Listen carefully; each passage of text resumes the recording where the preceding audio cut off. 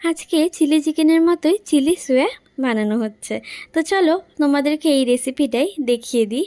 প্রথমে কিন্তু মামুনি সোয়াবিনগুলোকে গরম জলে একটু ভিজিয়ে রেখেছিল। তারপরে কিন্তু চিপে চিপে দেখতেই পাচ্ছ এর জলগুলো কিন্তু বার করে নিচ্ছিল সোয়াবিনের।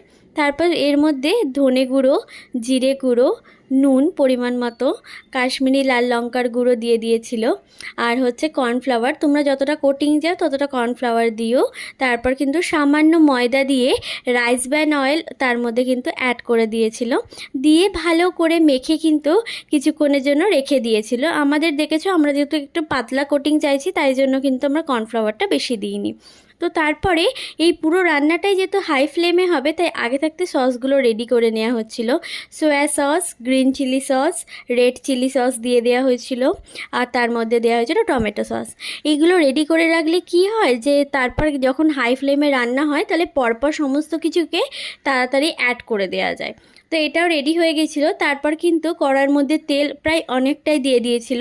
তেলটা কিন্তু গরম হয়ে এলে ওই রকম ছাঁকা তেলে পুরো সয়াবিনগুলোকে কিন্তু ভালো করে কিন্তু মামুনি ভেজে নিয়েছিল একদম লাল লাল করে। দিয়ে কিন্তু টিস্যু পেপারের মধ্যে তুলে দিয়েছিল এক্সট্রা অয়েলটা অ্যাবসর্ব করার জন্য।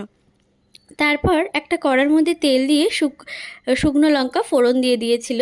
দিয়ে তার মধ্যে চিলি চিকেনের মতোই কাটা কিন্তু পেঁয়াজ দিয়ে দিয়েছিল। আর একটুখানি চিড়ে কিন্তু কাঁচা লঙ্কা দিয়ে দিয়েছিল, আদা রসুন কুচি আর হচ্ছে ক্যাপসিকামও ওই একই রকমভাবে চিলি চিকেনে যেইভাবে দেয়া হয়। তারপর ওর মধ্যে গোলমরিচ গুঁড়ো দিয়ে দিয়েছিল। দিয়ে কিন্তু ওই সসটাকে অ্যাড করে দিচ্ছিল যেটা আগে থাকতে মিক্স করে রাখা হয়েছিল। দিয়ে পুরো রান্নাটাই কিন্তু এখান থেকে হাই ফ্লেমে হবে, কারণ এই রান্নাটা যদি হাই ফ্লেমে না হয় তাহলে এটা কিন্তু স্বাদ পাওয়া যাবে না। আর এদিকে কর্নফ্লাওয়ারের জলটা রেডি করে নিচ্ছিলাম, আর এখানে কিন্তু সোয়াবিন যে ভাজা যে রাখা হয়েছিল ওইগুলো কিন্তু এর মধ্যে তুলে দেওয়া হয়েছিল। সোয়াবিনের মিক্সারের জলটাই কিন্তু এই কর্নফ্লাওয়ারের মধ্যে অ্যাড করা হয়েছিল কর্নফ্লাওয়ারের জলটা গোলার জন্য। তারপর কিন্তু একটুখানি হাই ফ্লেমে একটু নেড়ে চেড়ে নিয়ে কিন্তু ওই কর্নফ্লাওয়ারের জলটা এর মধ্যে অ্যাড করে দেওয়া হয়েছিল। আর একটা কথা, তোমরা যদি কেউ ড্রাই সোয়া চিলি যদি চাও তাহলে কিন্তু এটাকে ড্রাই রাখতে পারো। আমরা যেহেতু একটু গ্রেভি চাইছিলাম তাই জন্য কিন্তু আমরা এক্সট্রা জলও অ্যাড করেছি, আবার করে কর্নফ্লাওয়ারের জল কিন্তু এক্সট্রা অ্যাড করেছি, কারণ আমরা কিন্তু এই রকম ঠিক গ্রেভি চাইছিলাম। লাস্টে ব্যাস ধনেপাতা দিয়ে নামিয়ে নিলেই কিন্তু আমাদের রেডি সোয়া চিলি।